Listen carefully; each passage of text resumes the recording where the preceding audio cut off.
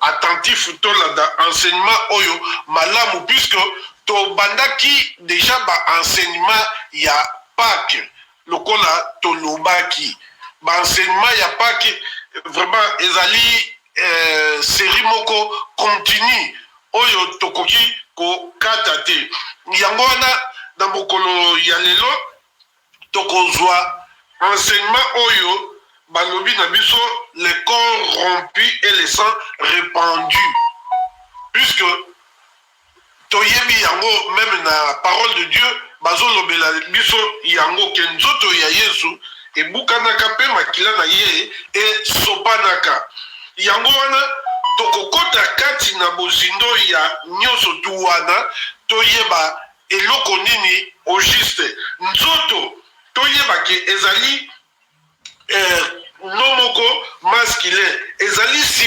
substance organique ou inorganique nzoto ezali partie matérielle oyo ezali animé ya mutu oyo ezali animé tokoki koloba meme nzoto ya nyama meme nzoto ya ndeke donc c'est comme ça mais ici soki tozali kolobela nzoto tozali kolobela ya Jésus-Christ et puis répandu toyebaki ezali participe passé ya verbe plutôt rompre plutôt ezali participe passé ya verbe rompu ezali participe passé ya verbe rompre oyo ezali kolakisa ke briser ou bien casser kobuka ezali pe adjectif wana ezali accablé donc biloko wana il faut toyeba yango mpona tokota malamu to na bozindo ya kati ya mateya na biso vraiment tolingaka kosala banalyse wana mingi kokende dans la profondeur mpona beaucoup plus de compréhension awa sang ezali nomoko masculin ezali liquide rouge oyo ezali kocircule na kati ya bavene na biso to na kati ya baartère na biso donc makila eza kotambola na kati ya nzoto na biso eza kotambola na kati ya misisa na biso et puis répandu euti na verbe répandre ezali verbe transitif verser laisser tomber donc kokweyisa ekweyaki et puis répandre tokoki koloba lisusu to répandre soit vino to répandre soit mai ou bien mai ya miso donc biloko wana répandi ezali lisusu adjectif na sens figuré kopropage mosika tokoki korépandre lisusu liloba ya nzambe répandu donc na sens figuré ezali kopartage na mosika nalingo bakisa susu eloko moko ndenge olobi na biso ke répandi ezali donc eloko moko oyo ezali mpe kopanzana na mosika n'est-ce pas na parole de Dieu tomona mpe balobi na biso ke parole de Dieu elobi eloko oyo ezali kosalama ma ekezala pona bino moko bana ya bana na bino c'est comme ça oui donc à perpétuité kokende na musika donc c'est comme ça naba oyo bazalaki te donc eza kokende de génération en génération et puis biti ya enseignement oyo ezali c'est de nous montrer l'attitude que nous pouvons adapter à l'égard de la parole de Dieu et que c'est la réponse de Dieu aux besoins de l'homme. Donc, ezali pona kolakisa biso attitude oyo tokoki kozwa na parole de Dieu. Et puis, toyebake liloba oyo to enseignement oyo ezali bongo réponse na ba besoin to bosenga ya batu. Pona nzambe azali ko changer ti nzambe azali toujours les mêmes jusqu'à nos jours. Tokoki kotala yango na Malachi ezali avant Matthieu donc neti Soko Sisi, Ancien Testament, Malachie chapitre 3, dans verset 6. Balobi na biso boye, car je suis l'Éternel, je ne change pas. Et vous, enfants de Jacob, vous n'avez pas été consumés. Donc, ce qui est important, awa, partie A, Nzambe alobi azali ko changer te. Azali ko changer te. Malachi aza ko lakisa biso ke Nzambe azali toujours le même. Azali oyo azalaka. Et azali tilelo abongwani te. Oyo asalaka Nzambe akosala yango toujours. Pote azali Nzambe ya bolingo. Nzambe oyo Abraham aservaki, Nzambe oyo David aservaki, Nzambe oyo Paul aservaki, oyo lelo nazako prêcher bino, oyo lelo nazako enseigner bino. C'est aussi le même Dieu qui travaille aujourd'hui. Donc, eza Nzambe wana azali ko travailler ti na moyi ya lelo. Oyo ba Paul ba servaka ba David, ba Abraham, ba Moïse. Azali pe akozala éternellement. Ah, donc a changé te. Donc eloko wana il faut toyeba yango kati na mitu na biso. Et puis bato mingi beaucoup de gens croient que c'est la volonté de Dieu qu'il soit malade. Bato mingi bazali kokanisa ke eza volonté ya Nzambe nazala malade boye boye. Oh, balobi na biso, d'autres pensent que Dieu fait de meilleurs chrétiens en leur envoyant des maladies et des maux. Bato mingi bazali kokanisa ke pona azala bon chrétien to Nzambe pona sale bon chrétien il faut atindele maladie, atindele mabe moko boye quelconque. Non. Awa balobi na biso ke église à Corinthe, l'air bazalaki malade, Paul a félicité qui bangote. Au contraire, Paul a corrigé qui bango parce que babanda qui ko discerner corps ya Seigneur correctement. Babanda qui ko discerner corps ya Seigneur correctement. Il ne se rendait pas compte que Jésus était crucifié sur la croix du calvaire. Il avait accompli quelque chose pour eux dans son corps. Jésus-Christ azalaki crucifié dans la croix ya calvaire. Puis Jésus-Christ wana akokisaka eloko moko na nzoto na ye. Ngelo toyebake tozali lisusu na tango ya baluate. Tozali lisusu na administration ya baluate. Mais lelo toyebake administration ya ba loi tango wana ezalaka ya ba loi Moïse que soki osali boye directement ozomona ke mabe ezokomelo to soki oyibi bakokato loboko tango osali boye bakobomona mabanga bamakambo ebele mais lelo oyo tozomona bamakambo ezopase ebele na église mais bazosala yango te oyo ezalaka kala pour vous montrer que lelo oyo changement ezali na yango mpona kotala oyo ebandaka kosala makala tokotala awa na Deutéronome chapitre 28 na verset 15 balobi na biso boye. Mais si tu n'obéis point à la voix de l'Éternel ton Dieu, si tu n'observes pas et ne mets pas en pratique tous ces commandements et toutes ces lois que je te prescris aujourd'hui, voici toutes les malédictions qui viendront sur toi et qui seront ton partage. Ceux qui ont mettre en pratique, au saleli à côté, donc ma malédiction et kolandayo. Ma malédiction et kolandayo. Dans verset 22, l'Éternel te frappera des consomptions, de fièvre, d'inflammation, de chaleur, de brûlure, de séchement, de jaunisse et de gangrène qui te poursuivront jusqu'à ce que tu périsses. Awa, et sengeli toyebake, Nzambe te mutu abetaka ke na ndenge ke aboma mutu. Nzambe asalaka mutu mabete tokoki ko se souvenir même ata na Job.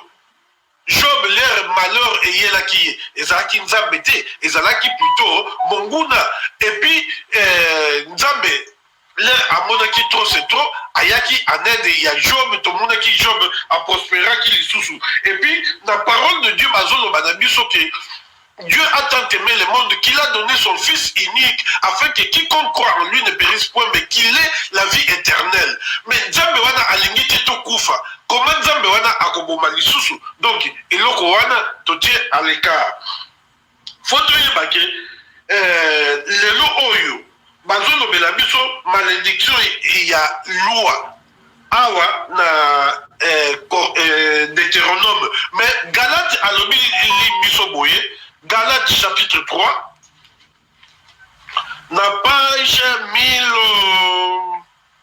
1180. Galates chapitre 3, verset 13, 1180.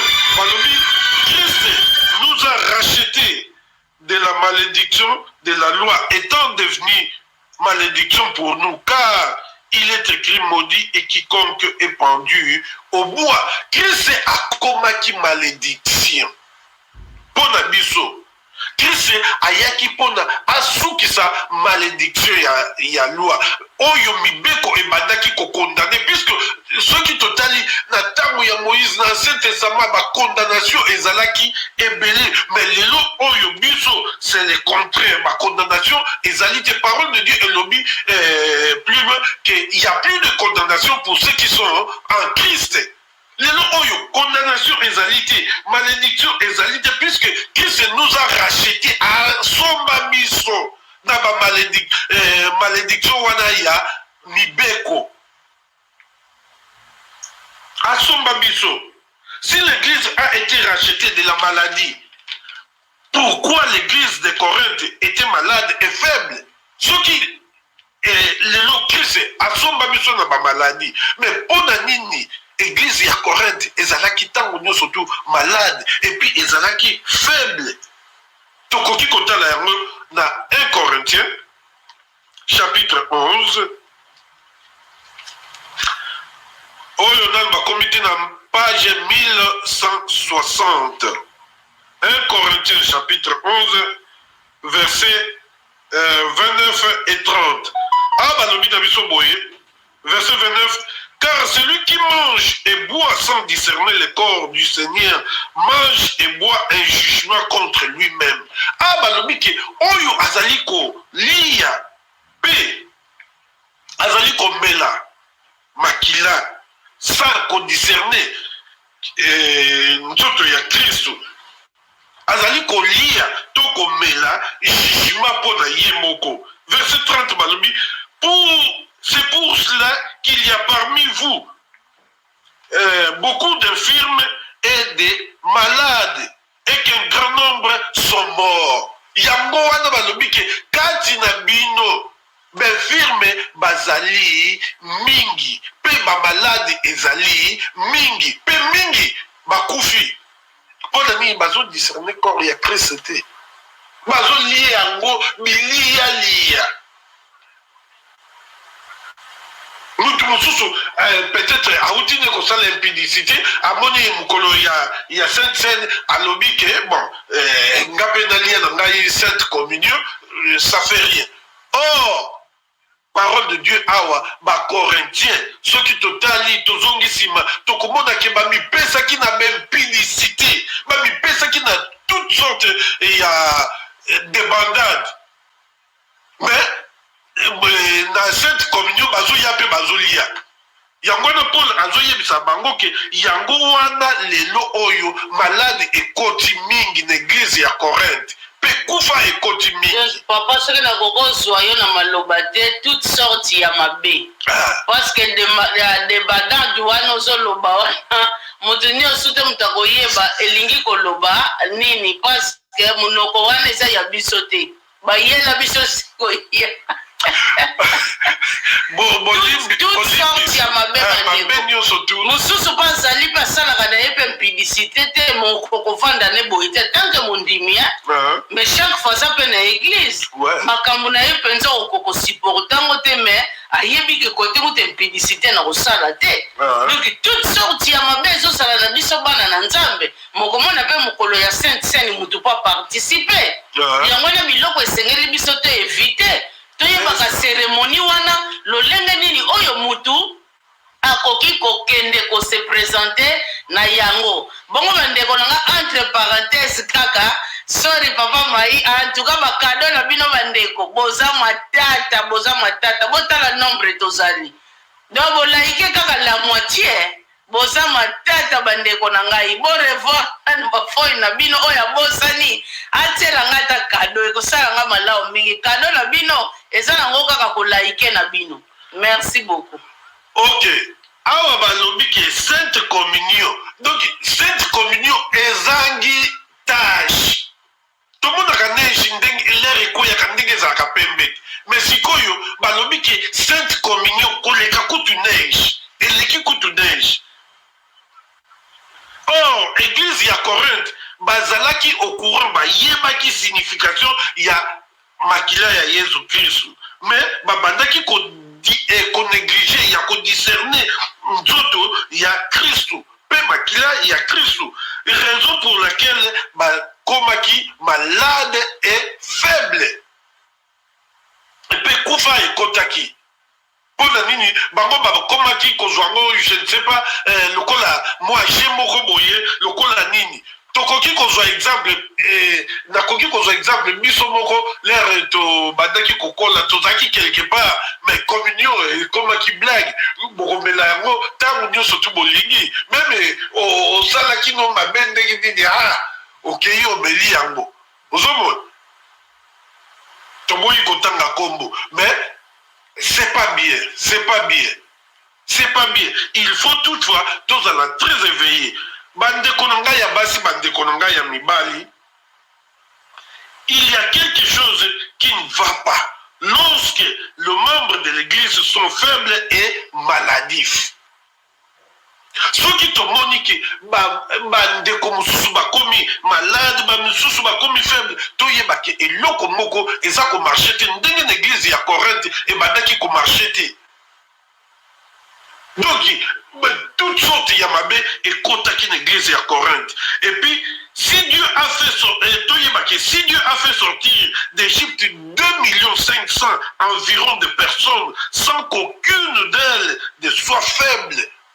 À combien plus forte raison oyo lelo biso et koki kozala plus que ça to koki kozala ata na faiblesse bukete to kozala lisusu na nzui puisque Christ c'est asalaki nyonso tu pona biso mais tango wana ezalaki makila ya meme mais lelo oyo Christ asala nyonso tu makila ya mwana ya moto nzoto ya mwana ya moto.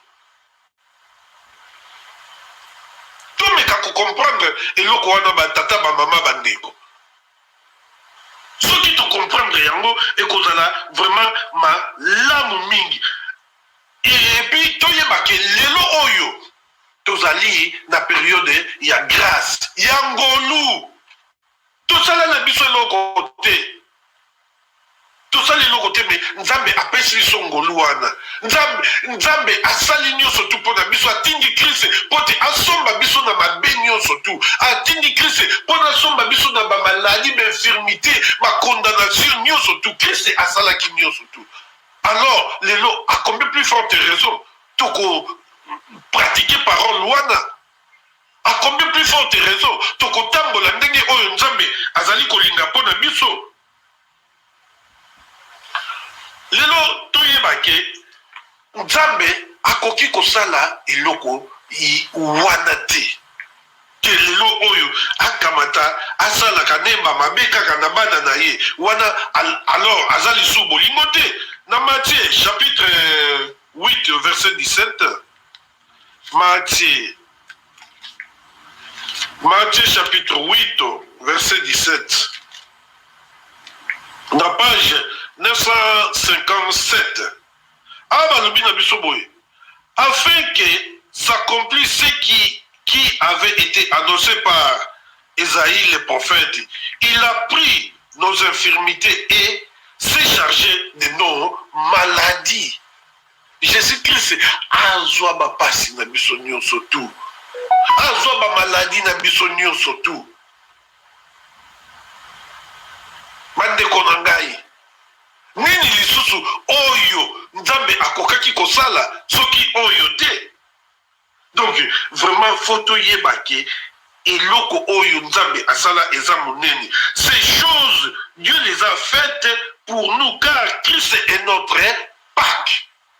Nzambe asalaka yango pona biso.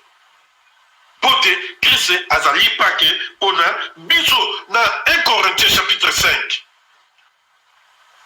La page 1154. Tokotanga dans verset 7. Balobi na biso boye. Faites disparaître les vieux levains. Donc tobungisa oyo nyonso tu yakala. Oyo nyonso tu ancien. Vieux levain wana ezali bizaleli yakala. Makambu oyo yakala. Makambu nyonso tu ya mabe. Afin que vous soyez une pâte nouvelle. Pote to koma pâte oyo ya sika. Pote to bongwana. To koka kozala renouveler. To changer. Puisque vous êtes sans levain, car Christ, notre Pâques, a été immolé. Tozali sans levain. Tout le monde a raté. Mikate. Dans ses souvenirs, la dernière fois, maman a lambaki Mikate. A papa, après a fini kakiango. À la fin, Patuana et Mataki, et Zaki na niveau moko asime, et Mati et Vimbi. Ndenge moko na mama patang bazako sala yango, omona Mati moi nini ya mukeme, leba ko fini kango, omona komi munene. Biso esengeli teke tozala ndenge wana. Biso esengeli tozala mapa oyo ezanga levir. Mapa oyo ezanga levir. Ezaka gumu kote na oyo ya levir. Mapa oyo batia levi to mona kango ezaka lemba ezaka différent na oyo batia levi. Dans l'ancien temps, les éléments de la Pâque pour Israël sont équivalents à la Sainte Communion. Natango yakala nyonso tu oyo babandaki kosala na Pâque lelo oyo ezali globalisé na Sainte Communion. Et puis yango ezali composé na biloko mibale oyo ezali ya minene to ezali ya makasi ezali bongo nini makila et puis nzoto makila na nzoto. Pote Christ apesaki nzoto na ye apesaki makila na ye. Wandeko bolimbisa yo ebitina na seki. Na seki pone bongo biloko mibale wana. Ngana koloba kombo te bo bapali mususu na to banda okena ngona bapesi biso ka nzoto bapimeli biso penza kombo. Omona ye mo wazo. Bandeko wana so penza communion, sainte communion. Wana communion. Bapesi ko ya ndambu penza. Et puis wana ezalaki chaque fois bonsoir kango. Oh balobi faites ceci en mémoire de moi. Mais wana ekomaki donc neti moi blague moko boy. C'est pas normal. C'est pas normal et comme le contraire. De même l'amour de l'agneau de Dieu avait deux éléments. Le sang et la chair qui symbolisaient la sainte communion par la coupe et les pains. Et donc, liwa ya meme ya nzambe to mwana na pate ya nzambe ezalaki na biloko mibale makila pe nzoto oyo ezalaki symboliser na sainte communion. Nzoto ya nyama wana misuni ya nyama wana. Donc c'est un peu ça. Donc natan wakala to mona kike babandaka kosala ngo na meme. Ozomona. Mais tango na biso lelo oyo ekomaki Christ ye moko amipesaki. Amipesaki. Tokoki kotanga na 1 Corinthiens chapitre 10 verset 16. Tozaka na Corinthiens wana. Toningana na biso te tokeka na sima. Chapitre 10 verset 16. Ah balobi na biso boye. La coupe de bénédiction que nous bénissons n'est-elle pas la communion du sang de Christ? Coupe oyo ya communion oyo biso to bénisaka. Ezali bongo sang ya Christ était. Le pain que nous rompons n'est-il pas la communion au corps de Christ. Ezali bongo lisanga na corps ya Christ était. Lipa wana oyo biso ezaka mapamboli ale à la fin tozolia. Bandeko nanga il faut toyebake ezalaka bosangani. No yo muto oliaka ngo pamba pamba. Koma efeye yango yo bazoloba na biso. Soko mona ngo eloko moko kaya kosakanela. Naliaka ngo pamba pamba. Yango parole de Dieu ezoloba na biso. N'est-ce pas kupwana? Donc makila wana. Oh biso lelo eza représenté na vin. Oh yo biso tomelaka wana. N'est-ce pas eza la sang ya Jésus-Christ. Lipa wana tokata ko toliaka wana. N'est-ce pas ezali nzoto ya Yesu Kristo. Ndeko yo muto liaka yango pamba pamba olingi kaka kozala le même ochangeaka te nini te lolenge no kaka olingi osala kaka le même bandeko zala le même na bolamu kozala le même na mabete yebake ba conséquences nango ezali ndenge ezalaki na ba croyants ya Corinthe balaki na toutes sortes ya ba malédiction na kati na bango bandeko ngai esengeli tozala ngele tozala très éveillé soki toza très éveillé te tokotombe na biloko oyo esepasaki na église ya Corinthe po te bato wana bacorinthien bazalaki mafu bavivaki ndenge na bango donc badiscernaki te corps ya Christ basalaki oyo esengelaki basala mais biso eza ndenge wana te lelo oyo faut tozala très éveillé tolinga te ke bamaladi ekomela biso bamalédiction banini soki bachar nini puisque na biloko oyo ya mike tokofongola baporte na monguna koprofite alors mutu mosusu akomi koloba nzambe mutu asalinga boye non balobi ne donnez pas l'accès au diable ne donnez pas l'accès au diable veillez votre adversaire le diable. Non pas votre Dieu ou bien votre ami, mais votre adversaire, le diable, rôde comme un lion rugissant, cherchant qui il dévorera. On nous surtout au fond de la porte, on nous surtout à roti kaka vide, à Kangi. Yambona et Sengeli na biso tozala très éveillé, tozala ngele, tozala mokembi, totika tangute na monguna wana. Na psaume tozongi na Ancien Testament, toke na Ancien Testament plutôt, psaume chapitre 103, psaume chapitre 103, na page 610. Malobi, c'est lui qui pardonne toutes tes iniquités, qui guérit toutes tes maladies. Ah, Nzambe azali kolimbisa masumu nyonso tu pe aguerisaka malade nyonso tu par Jésus-Christ tozali guéri nayebi te bandeko soki tokolukela guérison mosusu wapi tozali guéri mentalement, moralement, spirituellement.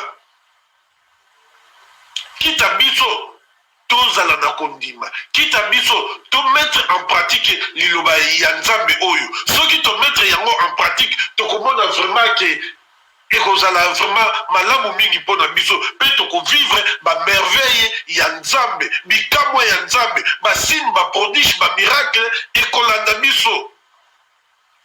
Soki seulement totamboli totiki nzambe a conduire biso ndenge a conduisaka plus de 2 millions 500 israélites oyo babimaka en Égypte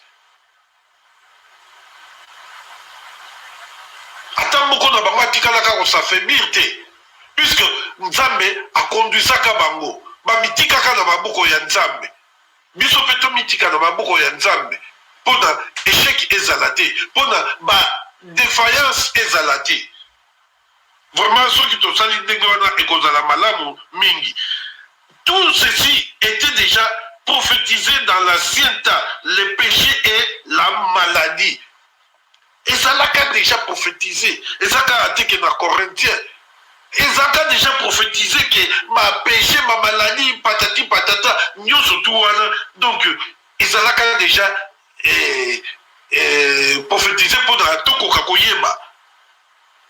Dans Ésaïe, chapitre 53, Ésaïe, il y a Somme wana, tokoleka livre moko bien mibale, tokomona Ésaïe ekoya. Ésaïe chapitre 53. Tokotanga à partir ya verset tomba dans le verset 3. Balobi méprisé na page 731. Ésaïe 53 na verset 3, page 731. Méprisé et abandonné des hommes, donc Jésus-Christ, homme de douleur et habitué à la souffrance, semblable à celui dont on détourne les visages. Nous l'avons dédaigné, nous l'avons fait, nous n'avons fait de lui aucun cas. Awa, Jésus-Christ, nous parler de Jésus-Christ. Quand Jésus-Christ est déjà mandakala. Pour Jésus-Christ, il a fallu intervenir. Pour la biso, pour te komaka sans Dieu, sans espérance. Tozaka babungi. Mais namawaya nzambe amonaki ke il faudra atinda mwana na ye moko ya likinda. Pote aya asomba biso na mabe.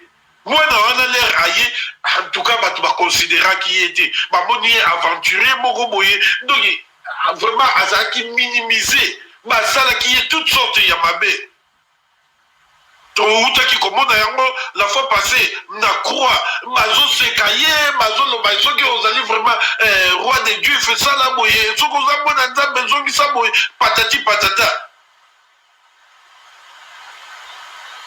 Nous surtout on a pris en considération que Seigneurie à Jésus-Christ. Dans verset 4, Balobi, cependant, ce sont nos souffrances qu'il a portées. C'est de nos douleurs qu'il s'est chargé. Balobi ke na yango ezalinde bapasi na biso oyo ye amemaki. Bapasi na biso, ba douleur na biso. Mikumba na biso oye amemaki. Et nous l'avons considéré comme puni, frappé de Dieu et humilié. Tout le monde a dit qu'il faudra subir punition, il faudra azala humilier. Donc Jésus-Christ a subi ça qui miloko wana surtout, azaki humilié. Balongola ki ye bilamba, bakomi kokabola bilamba na ye, basali nango oyo sengela ki basala.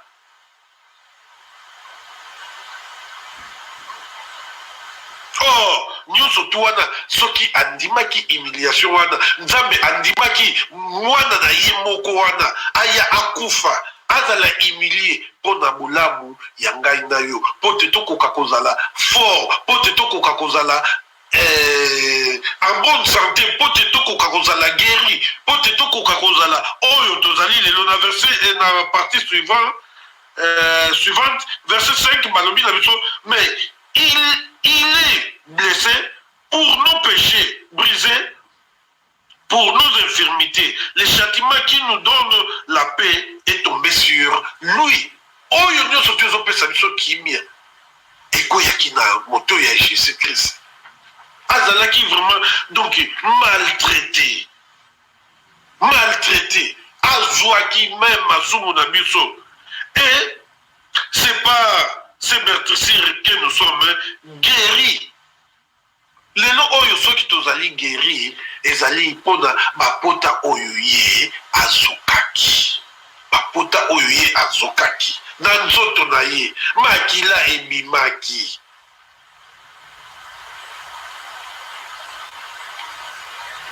Nous étions tous errants, verset 6, comme des brebis, tozalaki batuboko, donc tozalaki sans frein, kiyendi, lokola babibouele tozalaki perdu, tobungaki, tozalaki yakobunga. Chacun suivait sa sa propre voix moto na muta abandaki kokende na nzela na ye. Et l'Éternel a fait retomber sur lui l'iniquité de nous tous. Nzambe a kitisaki na epai na ye to na butu na ye masumu ya biso nyonso tout. Il a été maltraité et opprimé. Jésus-Christ azalaki maltraité. Puis azalaki persécuté. Donc basalaki ye, donc banyokolaki ye. Konyokwama ya konyokwama. Et il n'a point ouvert sa bouche. A formula qui même monoko na yete. Alors, apona ni bozusa yanga boyeko. Na lembiko. Pardon botikako. Atikala ki koloba yango atambala moko te. Et il n'a point ouvert la bouche, semblable à un agneau qu'on mène à la boucherie, à une brebis muette devant ceux qui l'attendent. Il n'a point ouvert la bouche. Azaki lokola meme oyo bazomema na boucherie pour ne bakende baboma basala ye oyo balingi. Tomonaka meme soki déjà bakangi na singa meme aselesaka faire. Les tozaka liso ba petit même moko il babomaka même wala en tout cas donc amiti kaka donc asalaka taje se kututi ndenge moko na Jésus-Christ asala ata réplique mon côté tout le monde qui la fois passé kutu Pierre akataki litoi mais Jésus-Christ alobi nini Pierre zongisa mbeli na yo azongisi litoi wana alobaki ne polanda après atunaki Pierre alobaki na yo lingi komela coupe te oyo Seigneur a rendre disponible na bino toyoki yango mais tomonaka lisusu kaka na awa na Bible place moko balobaka na biso Jésus-Christ alobaki na Nzambe oh Dieu pourquoi abandonner ngai ok Jésus abatalobaki dans ce but que j'étais épargné. Donc, Nzambe abandonnera Jésus. Nzambe abandonnaki ye ayebaki libiki ya batu esengeli elekana kaka na nzela wana. Et puis Jésus a comprenaki yango wana amitikaki mpo ngonga nde esilaki kokokisama yango wana alobaki na Pierre tika te volonté ya Nzambe sila kosala nini kokokisama olingi komela coupe te oyo papa bongisi mpo na yo. Donc Jésus-Christ tomonaki soki totali na Matthieu ne bandeli l'air moko boye l'air balakisaki ye bapasi il a fallu amona alobaki nini papa s'il est possible éloigner yango na ngai ekene musika mais l'air aye kozonga mpenza na ndenge oyo esengelaki ayebaki mission na ye alobi ke toutefois non pas volonté na nga esalema mais ya yo esalema ya yo éprimé. Donc c'est comme ça amitikaki na volonté ya tata biso mpe tomitika tosala oyo ezali volonté ya Nzambe tosala teke oyo ya kosala bato plaisir outi no kosala mabe nga namelaka na ngai esalaka nango eloko te. C'est pas bien. Tokei na 1 Pierre chapitre 2. 1 Pierre tokei na Nouveau Testament côté ya Souka. 1 Pierre chapitre 2 verset 24 na page 1236. 1 Pierre chapitre 2 verset 24. Balobi boy. Lui qui a porté lui-même nos péchés en son corps sur le bois amemaki masumu na biso na nzoto na ye na nzete wana oyo bakelaka ye afin que mort au péché nous vivions pour la justice pour être akufaki na masumu biso tokoka kovivre na ndenge oyo elongobani. Lui par le meurtrissure duquel vous avez été guéris.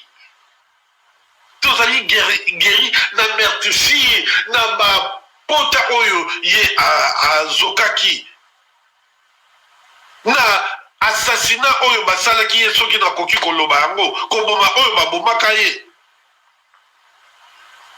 oyo nyonso tu basalaki ye vraiment ezalaki na monde ya lelo tokoloba ngo ezalaki vraiment condamnable. Tozomona bato mosusu bazosala bamabe omona prison à perpétuité. Donc biloko moko ya ndenge wana. Pendant que Jésus marchait sur terre pour accomplir ce qui est écrit, Jésus-Christ awa nyonso tu soki asalaki yango ezalaki mpona kokokisa oyo nyonso tu ezalaki ekomama na 2e Corinthiens chapitre 5 na verset 21.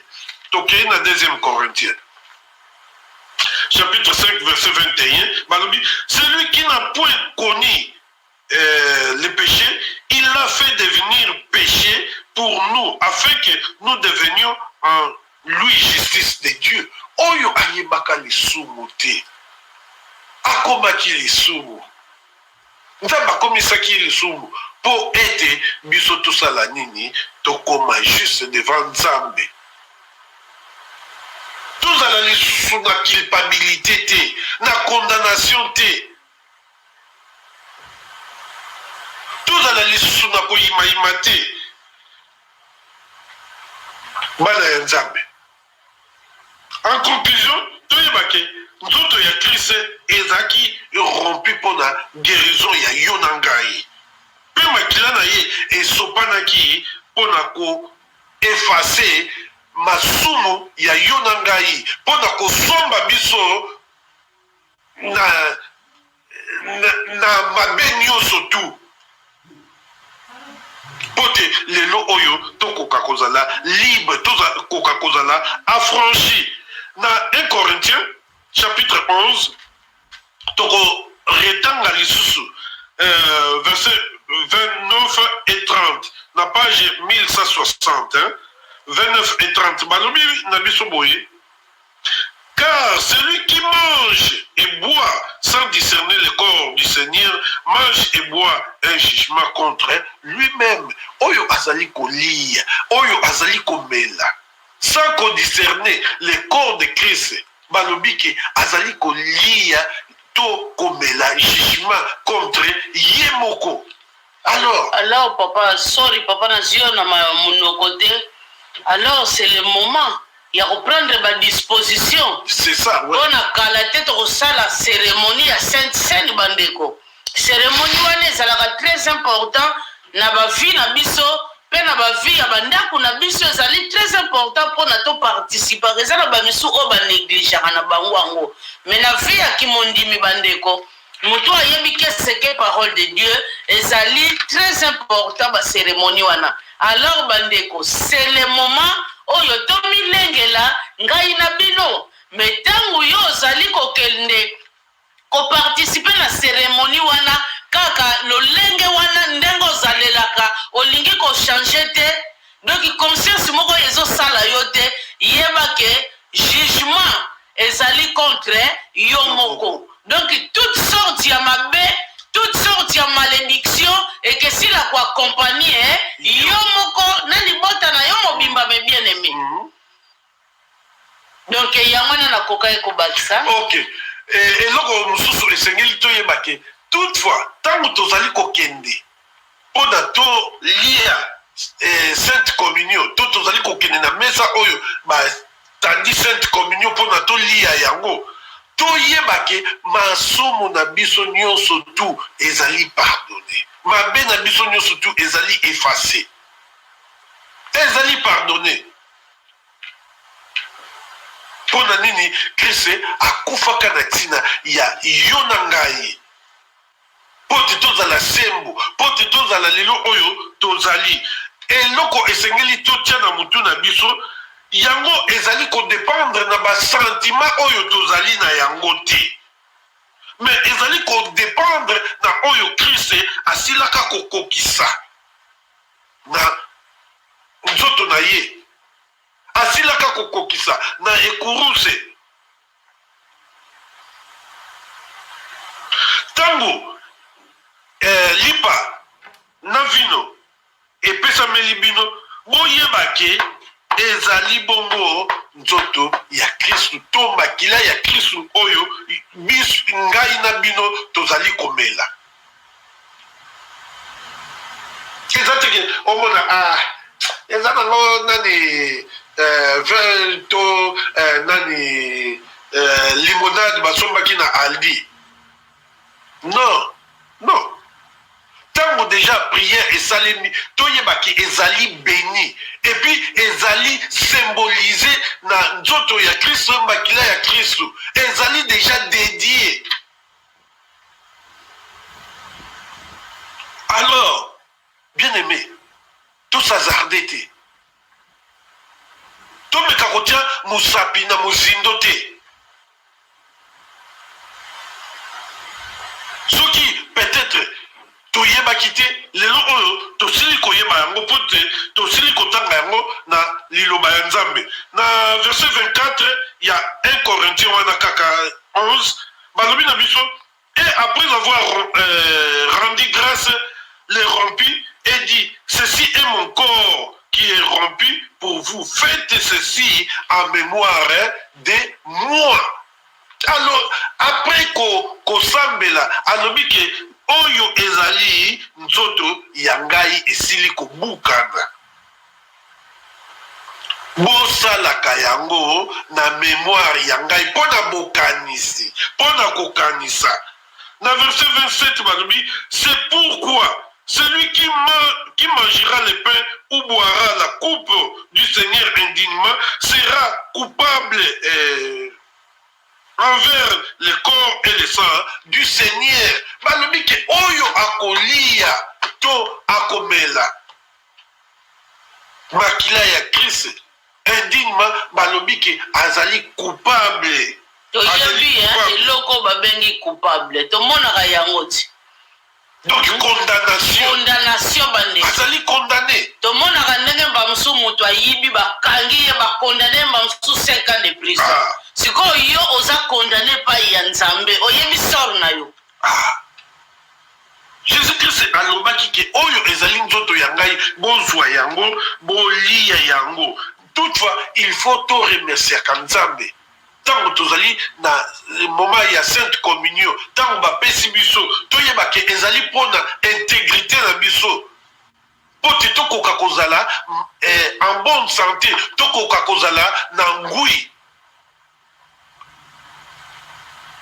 na kanisi na l'exil liloba na mama Anne akoka kobakisa quelques mots. Merci bandeko na ngai ndenge kaka touti koyoka parole de Dieu ndenge uti koloba na biso. En tout cas, tout le monde a dit que liba oyo tokolia yamana tokenda kosomba na Aldi soki leader ce magasin. Et puis vin ou bien sucre mboko boy toujours to soka couleur ya rouge. Tout le monde a dit que oyo kaka touti kosomba na magasin. Non. Le Seigneur lito sokola ba conscience na biso bandeko. Tout le monde a grandeur ya cérémonie awana oyo tokosala. Mais na nyoso wane sengeli na biso esengeli tozwa décision ya ko faire face na cérémonie wana raison pour laquelle papa mai na minute o ndenge toza boye be église eza ya kokangama eloko esengeli toyeba yango wana me bandeko na ngai bino bon néglige cérémonie o te bandeko mutu na mutu akorendre compte pa ya Nzambe mpona ye moko lelo malere betaka mutu malédiction betaka mutu bandeko ebetaka ye moko en particulier na libota na ye raison pour laquelle lundi tokotia na bino enseignement oyo ya brûler la paille ndenge nini mwana Nzambe esengeli atumba babiloko oyo ezali ya mabe oyo ezali kotungisa ye oyo aza kotourne kaka na rond-point oyo ezali kozongisa ye nsima ndenge papa moya lobi esengeli to se débarrasser na babiloko wana nyonso na bafutilité wana nyonso après sikoyo tokosalela bino à défaut première tokolakisa lolenge nini oyo bokoki kosala cérémonie wana.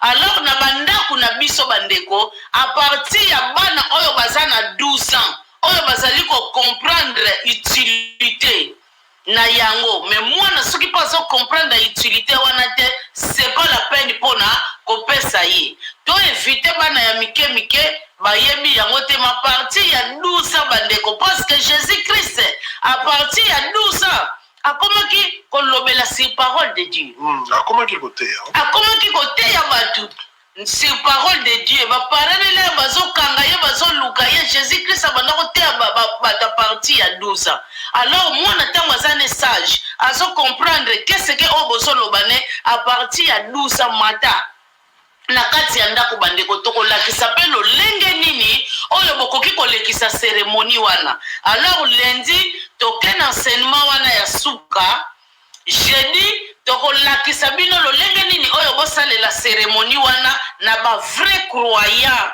oyo babangaka nzambe oyo bayebi qu'est-ce que parole de Dieu lobi jeudi tolakisi bino cérémonie wana après jeudi nde bokoki ko célébrer yango tout comme tokoki ko célébrer yango siko na kati ya bafamille na biso parce que bandeko na nga na minute oyo l'église eza ya kokangama biso tokoki kopesa accès na diable te yakangi l'église biso pe tovanda tolobaki église ekangami nango non biso toza wana bandeko mpona confronter situation bandeko ekoki kodomine biso te biso toza bana nzambe bandeko pai tozali esengeli na biso toujours togarde kaka nini position na biso ya kimwana ya nzambe mesengeli na biso mpe toyeba ke balobeleli biso awa eloko babengi pati papa moya alobaki na biso to faire disparaître pati oyo ya kala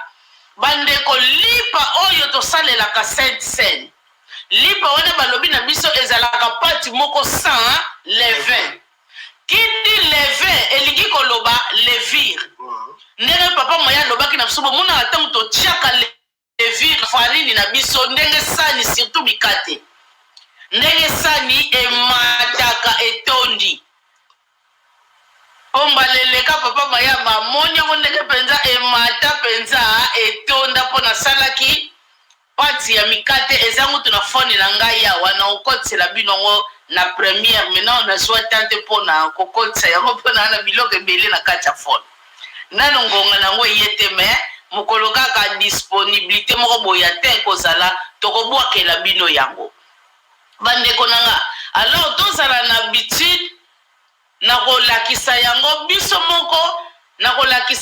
moko bamama surtout tokosala mpe nini na biso lipa na biso moko boye ya vite fait oyo ya cérémonie wana totia yango levire te ezala levire te bandeko mpo balobi na biso pati wana ezalaki bongo sans levain mais mingi toza na bitidi ya okesombaka mapa oyo basalelaka biso batia déjà levire c'est pas la parole de Dieu bandeko et puis c'est pas bien c'est pas respecter oyo parole de Dieu ezali koloba na biso to respecter ezali très important na kolakisa pe lolenge ya kosala lipa wana ekozala malamu mingi mpona bamama kamwa vite fait boye eza lipa ya cérémonie ekozala malamu mingi vraiment bandeko na ngai ya mutuya oyo tozalaki nango yango wana epuis eloko kaka esengeli toyeba na biso bana na nzambe toyeba ke moma oyo ya Pâques ndenge na bandaka koloba ndenge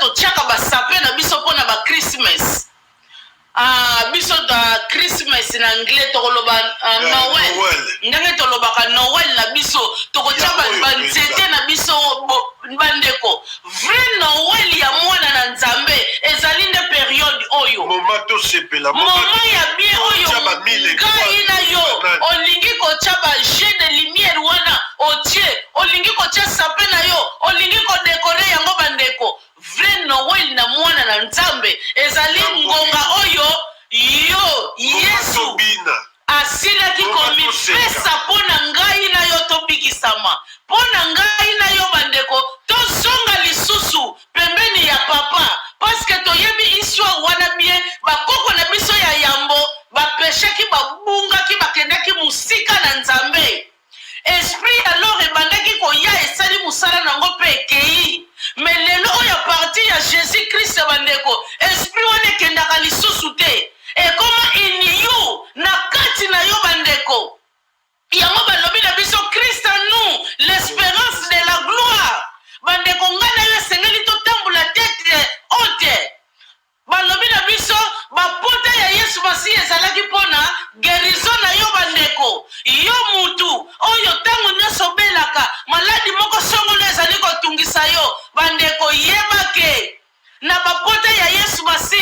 asilaki kosomba guérison na yo nyonso wana. Belela na kombo ya Yesu Masiya bandeko, nyonso ekosila kopesamela yo, masumu na yo nyonso bandeko ezalaki efase. Ndenge Yesu asilaki kokufa, belela na kombo ya Yesu Masiya, belela na kombo ya Jésus Christ bandeko, guérison ezalaka deja disponible. Yo moko yeba kaka ndenge okosila kolukela yango na nzela ya bunzambe, okosila kozwa yango bandeko, nyonso koluka ekesila kopesamela yo. Yango na bandeko na biso nyonso tu oyo bozala